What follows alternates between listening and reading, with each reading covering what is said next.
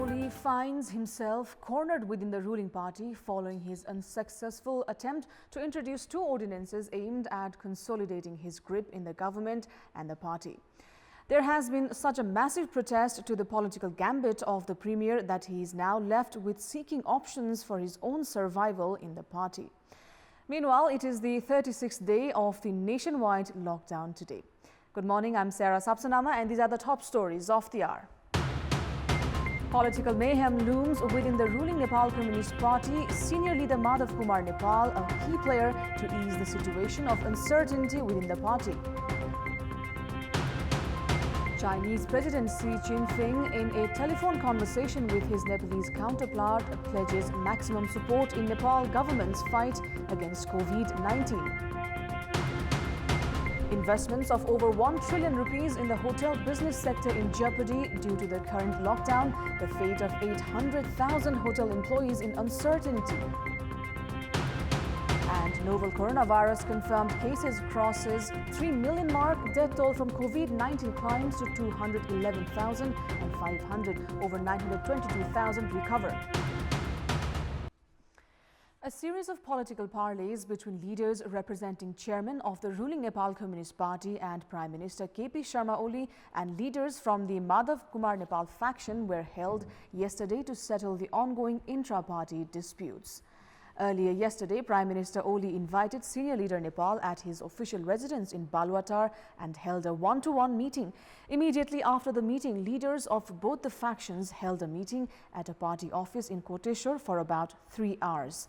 One of the leaders from the Madhav Kumar Nepal faction, Raghuji Panta, informed that leaders from both the factions took its stance on their views and the Nepal faction recommended to call for the standing committee meeting to settle the ongoing dispute.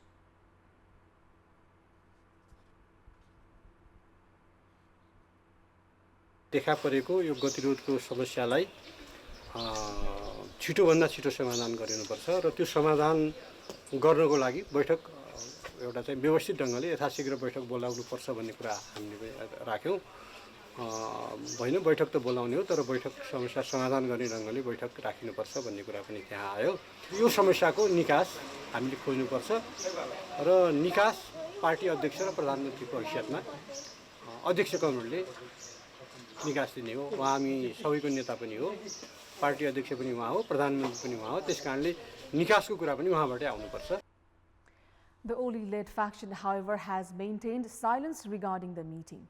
Leaders including Ishwar Pokhrel, Shankar Pokhrel and Pradeep Gewali representing Prime Minister Oli and Bhimrao Surendra Pandey and Raghuji Panta representing senior leader Nepal participated in the meeting. Sources claimed that Prime Minister Oli has offered leader Nepal the post of chairman after the party's general convention. Likewise, Premier Oli hinted at the possibility of expanding the cabinet. However, senior leader Nepal did not accept Prime Minister Oli's proposal, citing that other leaders would not be ready for it and urged the Prime Minister to call for the standing committee meeting. Meanwhile, both the factions have agreed to hold the Secretariat Committee meeting later today. And moving on, chairman of the ruling Nepal Communist Party and Prime Minister KP Sharma Oli has intensified discussions with Executive Chairman Pushpa Kamal Dahal and senior leader Madhav Kumar Nepal after finding himself in an unwarranted situation with the withdrawal of two highly controversial ordinances. Senior leader Nepal has become a key player to ease the situation of uncertainty within the party, especially the future of Prime Minister Oli himself. Premier Oli has been highly criticized within the party despite withdrawing the two highly controversial ordinances. Following the incident, many leaders of his party have stood against him. At a time when Executive Chairman of the party Pushpa Kamal Dahal and senior leader Madhav Kumar Nepal are mounting pressure to call for the standing committee meeting of the party, Prime Minister Oli is trying to convince senior leader Nepal to avoid the meeting, citing that the meeting will only add conflict in the ongoing dispute. The power tussle among the three prominent leaders, Prime Minister Oli, Executive Chairman Dahal and senior leader Nepal, has given way to a crisis of situation within the party.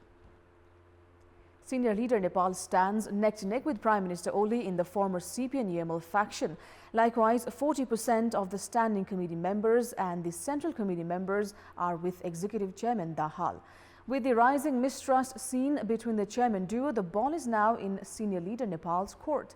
However, the stand of the leader Nepal is still unclear. Initially, senior leader Nepal was with Executive Chairman Dahal during the ordinance controversy. However, he wants Prime Minister Oli to hold only one post, either the post of the Prime Minister or the post of the Chairman. This clearly exhibits Nepal's aspiration to hold one of the posts. Senior leader Nepal is still skeptical with Executive Chairman Dahal. Although he is demanding for the standing committee meeting, the former Prime Minister Nepal wants to ensure his position first. Senior leader Nepal had led the then CPN-UML for more than a decade. At that time, he was also criticized for his weak leadership and his indecisive attitude. Analysts have termed his indecisiveness as a continuation of his weak attitude. Chinese President Xi Jinping has said the Chinese side has been closely following the COVID-19 situation in Nepal and will continue to firmly support Nepal government's fight against the outbreak. In a telephone conversation with President Vidya Devi Bhandari yesterday, the Chinese president called on health and medical institutions in both the sides to strengthen communication and cooperation. Xi also emphasized on the need for international cooperation and support in the fight against COVID-19. President Vidya Devi Bhandari, on her part, praised China's initiatives and its support to various nations amid the ongoing global pandemic. According to the Foreign Ministry, the Chinese president also praised Nepal's efforts to control the possible outbreak of the novel coronavirus. Welcome back. The Ministry of Home Affairs has issued a circulation to all the 77 district administration offices in the country, directing them to strictly restrict the movement of vehicles which have not obtained passes from the offices. With the increase in violation of the lockdown, the Home Ministry issued a circulation yesterday to all the district administration offices to restrict the movement of vehicles that do not have passes.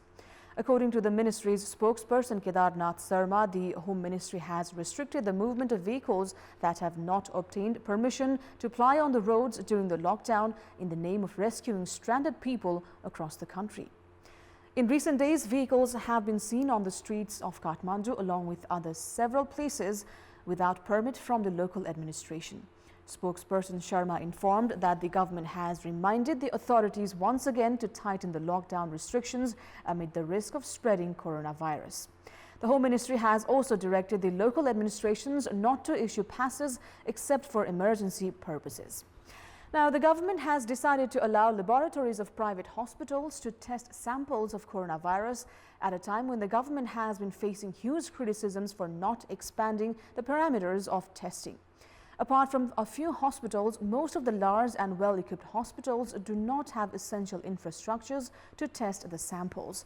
During the early days of the coronavirus outbreak, samples were sent abroad for testing. Since then, the capacity of laboratories have been increased in the last 3 months. According to the Health Ministry, a total of 16 laboratories are now testing samples. However, only 300 samples on average are being tested daily. The government has now decided to allow private hospitals and laboratories to test samples through the PCR method. Spokesperson at the Health Ministry, Dr. Bikash Devkota, informed that the government has released minimum guidelines for private hospitals and laboratories to test samples for COVID-19.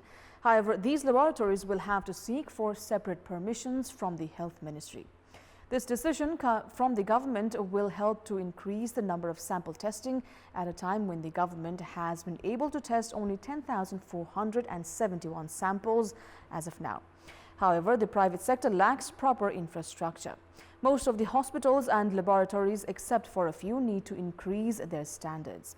The government itself has to provide reagents, VTM and other essential supplies for the testing. The country has been in a state of lockdown for over a month now in a bid to curb the spread of COVID-19. The government merely releasing the guidelines for the testing of coronavirus is not enough.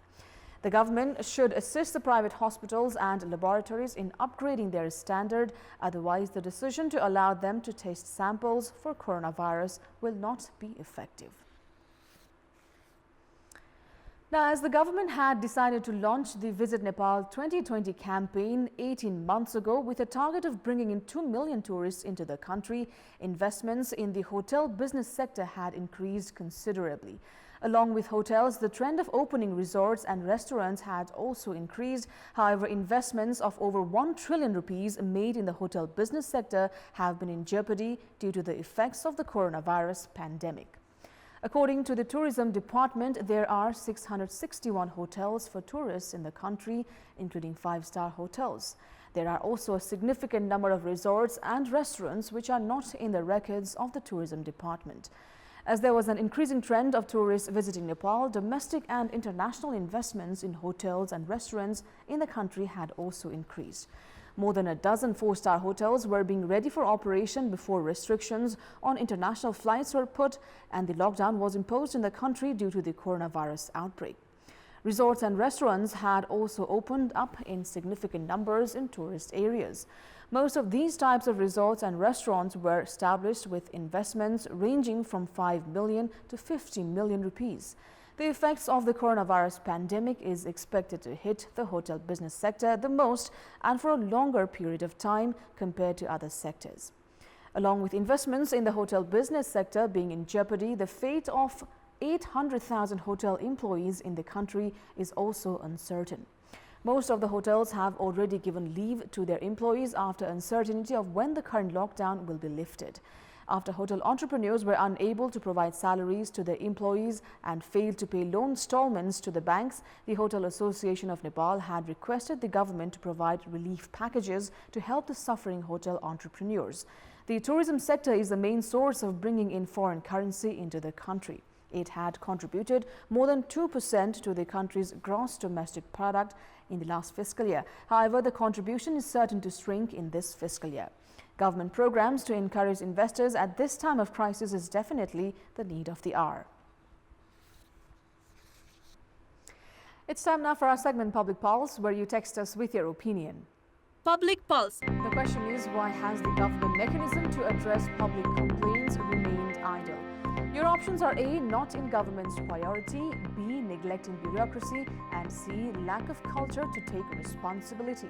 The voting is on. Type NEWS, select your option A, B or C and send it to 34001 to share your opinion with us. That's all for the moment. Keep watching Kantipur Television HD for more news and entertainment. Good day and stay safe.